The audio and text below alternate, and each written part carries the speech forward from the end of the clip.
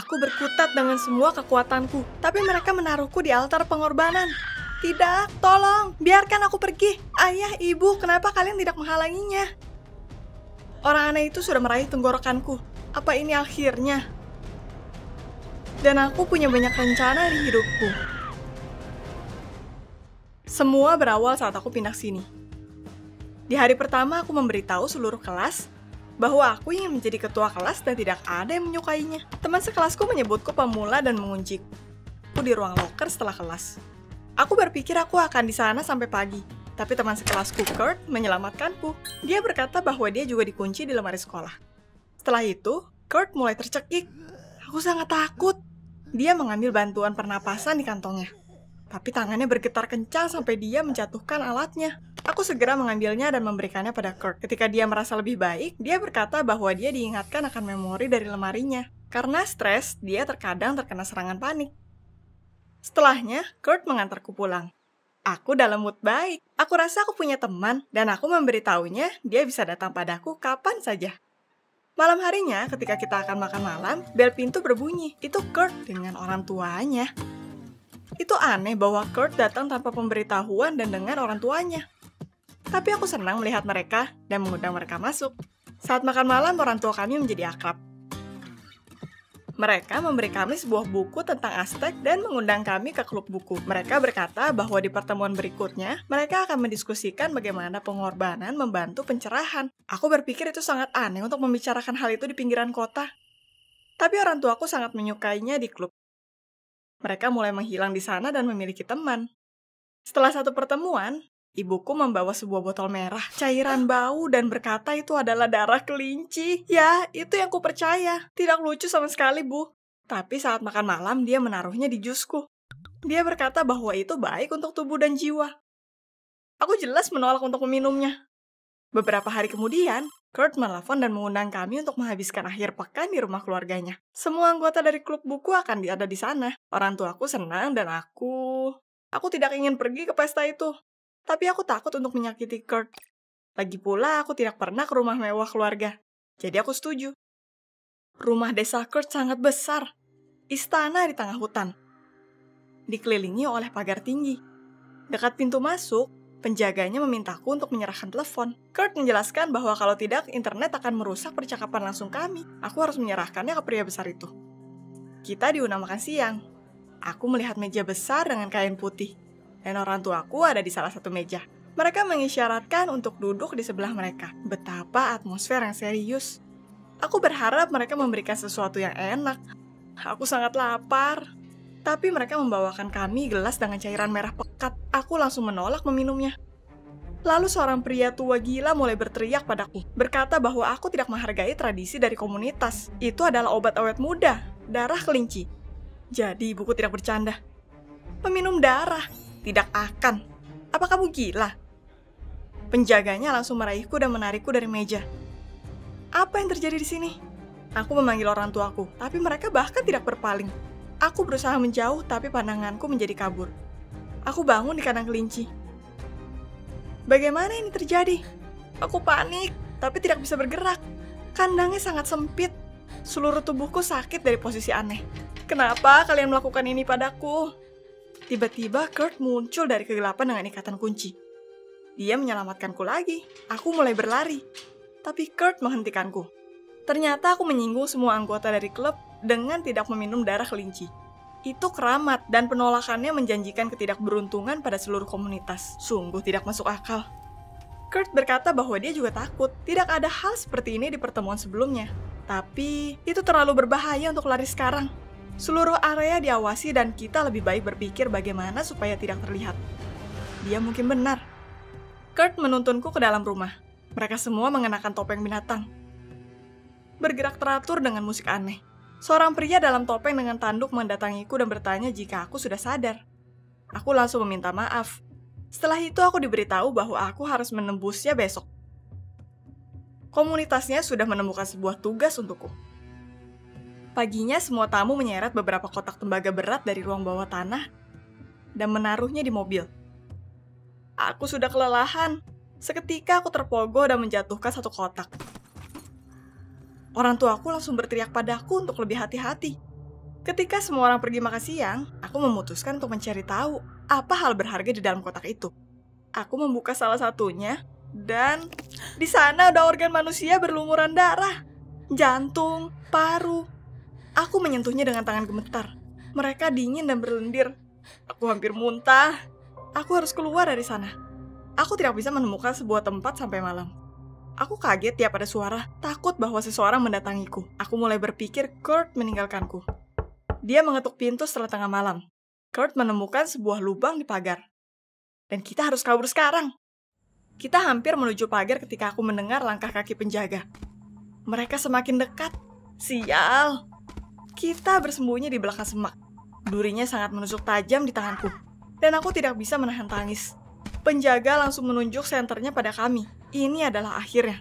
Lalu Kurt mengambil sebuah batu dari tanah dan melemparnya ke arah jalan. Penjaganya berpaling dan menuju ke sana. Dan kita lari sekencang mungkin. Ketika perkebunannya sudah menjauh, kita memutuskan untuk beristirahat. Aku tidak punya kekuatan lagi dan itu sangat panas. Kita duduk di pohon yang tumbang, dan Kurt melepas hoodie-nya. Alat pernapasannya jatuh dari kantongnya. Aku mengambilnya dan hampir meletakkannya kembali ketika aku melihat telepon menyala dari kantongnya. Kurt, dari siapa itu? Kurt, apa kamu bagian dari mereka? Aku melompat dan mundur, dan Kurt memberikan senyum licik. Aku lumpuh karena ketakutan. Aku lari dengan kekuatan terakhirku. Semuanya menjadi gelap. Aku bangun di bahu Kurt. Dia menyeretku lebih dalam ke hutan. Tanganku bersentuhan di dalam hoodie-nya. Lepaskan aku! Aku berusaha menarik diri tapi dia menjadi marah. Dia berkata bahwa aku beruntung telah dipilih. Bahwa ginjal dan jantungku akan melayani orang yang lebih kuat dan pantas. Lalu aku ingat organ dalam kotak. Aku mulai menendang dan berteriak padanya untuk membebaskanku. Tapi itu tidak ada gunanya. Dia tidak mendengarkanku. Lalu Kurt membawaku ke ruang terbuka. Di tengahnya ada sebuah api unggun besar. Di sebelahnya ada sebuah altar. Itu dikelilingi oleh orang-orang dengan jubah putih. Tamu yang sama saat makan malam. Segera setelah mereka menyadari Kurt, mereka membungkuk aneh di depan kami. Untuk sesaat itu sunyi. Bahkan kelinci di kandang besar tidak berbunyi. Dua penjaga meraihku dan menyeretku ke altar. Tidak, tolong, jangan. Di sudut mataku, aku menyadari orang tuaku di antara orang sesat itu. Ibu, ayah, kenapa kalian tidak berbuat apa-apa? Tapi mereka bahkan tidak melihat ke arahku. Mata mereka berpusat pada Kurt. Dia mengikutiku. Aku dipaksa ke altar. Dan tambang diikat kencang di tanganku. Aku berteriak pada mereka untuk membebaskanku. Tapi lalu Kurt menghampiriku dan para orang sesat meneriakkan namaku. Tidak, Kurt, jangan menyentuhku. Wajahnya tertutup keringat dan tangannya meraih tenggorokanku. Detik demi detik, semakin dekat dan semakin dekat. Seketika, dia terbatuk dan mulai tercekik. Ini adalah kesempatanku. Aku berusaha untuk melepaskan ikatan. Bukankah itu yang kamu cari? Aku menggenggam alat pernapasan Kurt yang terjatuh di jalan. Bebaskan aku dan kamu akan mendapatkannya. Kurt dengan panik kehabisan udara. Dia hampir pingsan tercekik. Akhirnya dia berubah pucat dan memegang kotak besar supaya tidak terjatuh. Dengan napas terakhirnya dia mengangguk supaya mereka membebaskanku. Setelah para penjaga melepaskan ikatanku, aku melempar alatnya dengan semua kekuatanku ke kegelapan malam. Memegang lehernya, Kurt mengikuti. Hilang di pepohonan. Dan lalu para sesat mulai mengelilingiku. Mata mereka berkilau dari bawah hoodie mereka. Aku tidak bisa menemukan setitik kemanusiaan dalam diri mereka. Para orang sesat datang dari segala sisi. Itu terasa seperti mereka akan merobekku dengan tangan mereka. Aku terjebak. Tangan mereka hampir menyentuhku. Tapi lalu mereka mendekat. Lalu seketika berlutut. Ayahku berkata bahwa aku menyerap kekuatan dari pastor terakhir. Dan sejak hari itu, mereka akan menyembahku. Para orang sesat jatuh terdiam di kakiku, menunggu perintah. Mengejutkannya. Aku berpaling ke arah Kurt yang merangkak di kegelapan. Kelinci menyedihkan. Tangkap dia, perintahku. Hai, aku Diana, aku berumur 15 tahun dan aku menyukai burung gagak. Pernahkah kamu membutuhkan bantuan teman untuk meminjam uang, atau membantumu dalam ujian, atau untuk melawan musuh? Bagaimana jika teman itu adalah seekor burung gagak? Tonton video ini sampai ke akhir dan temukan bagaimana cara membalas seekor burung pintar. Aku selalu ingin untuk memiliki hewan, tapi aku dihadapkan dengan masalah yang sama. Ayahku. Ayahku adalah seseorang yang unik, yang menggabungkan 50% kemarahan, 30% kekerasan, 19% keras kepala, dan hanya 1% kenormalan. Itulah ayahku. Suatu kali kita memiliki musim dingin yang parah di kota kami. Bahkan orang dengan mantel bulu kedinginan di luar. Tapi aku harus keluar karena aku ingat bahwa aku belum memarkir sepedaku di garasi. Dan di sebelahnya aku melihat seekor burung gagak. Itu terluka. Ada yang salah dengan sayapnya dan dia tertatih. Aku berpikir bahwa itu tidak akan selamat di cuaca ini. Dan aku merinding. Oh, aku bisa mendapatkan masalah karena ini. Aku mengambil burung gagaknya dan sambil bersumpah membawanya ke dalam rumah.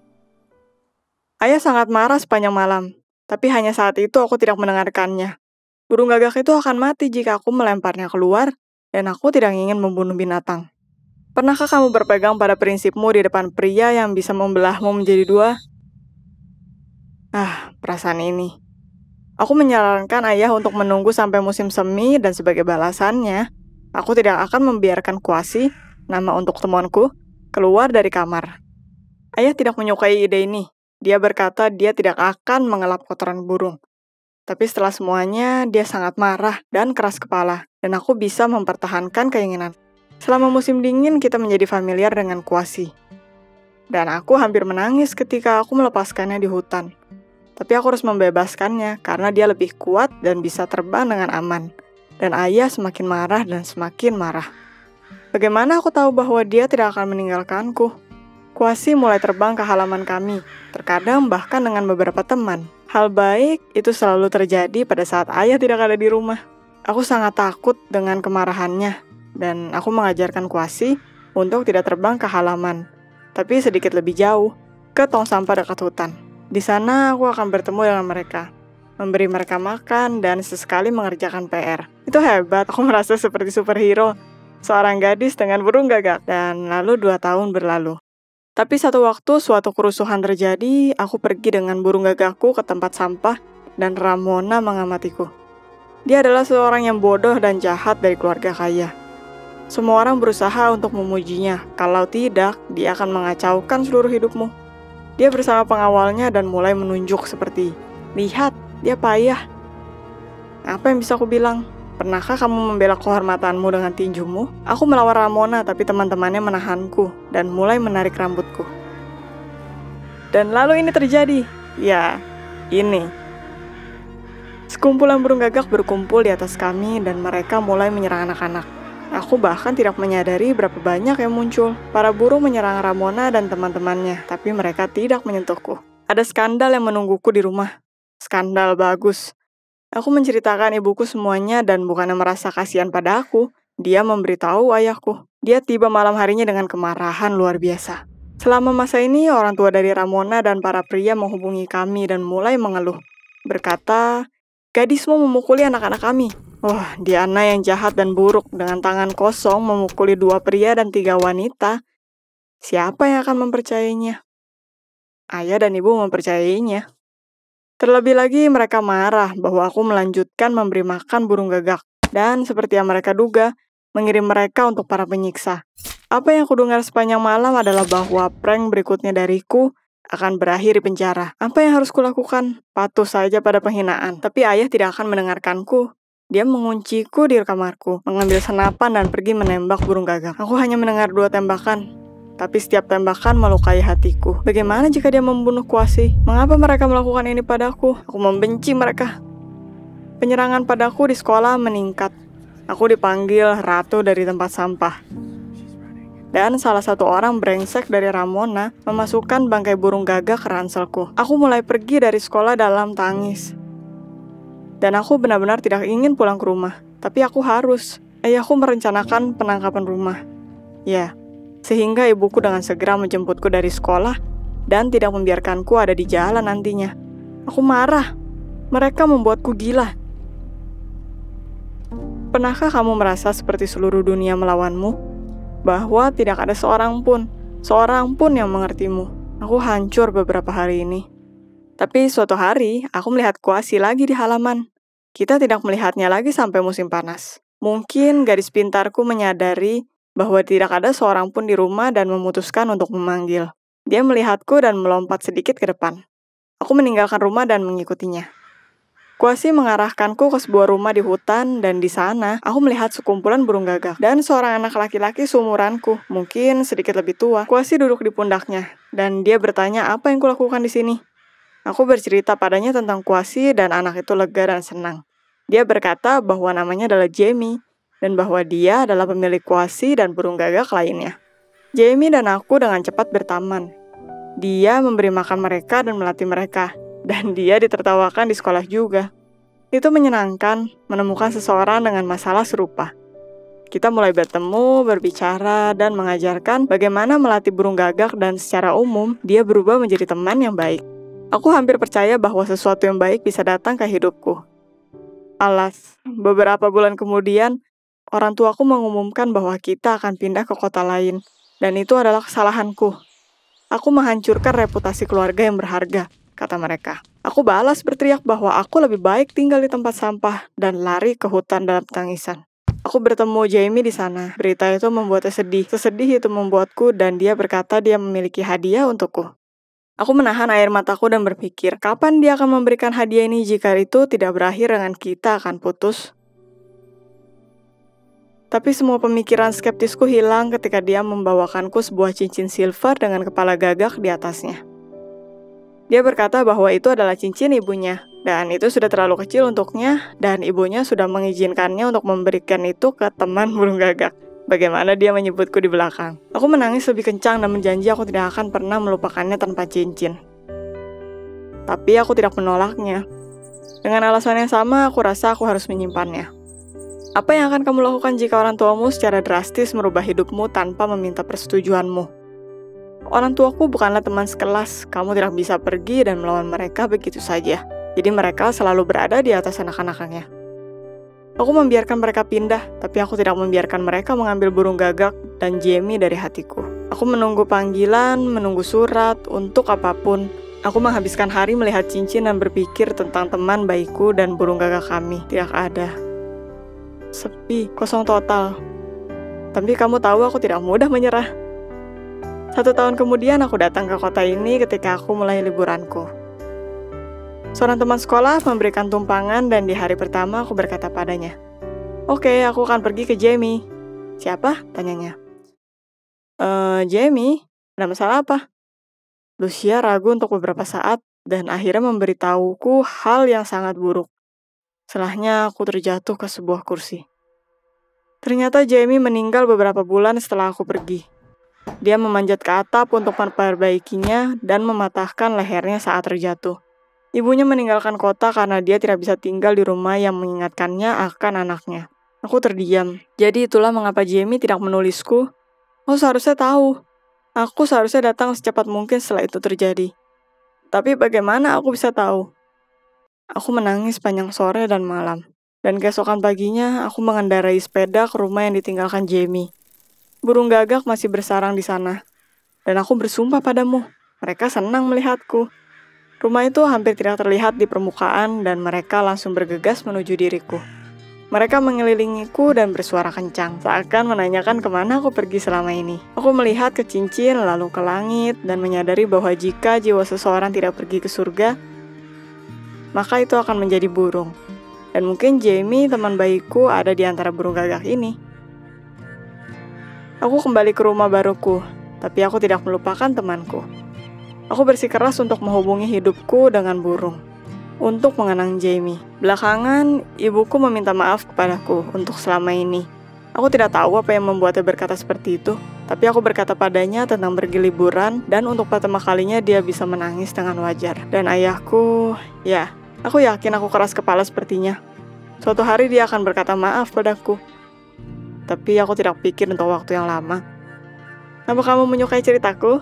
Maka peluk hewanmu. Like dan penonton lain akan melihatnya, dan jangan lupa untuk subscribe, jadi kamu tidak ketinggalan video baru.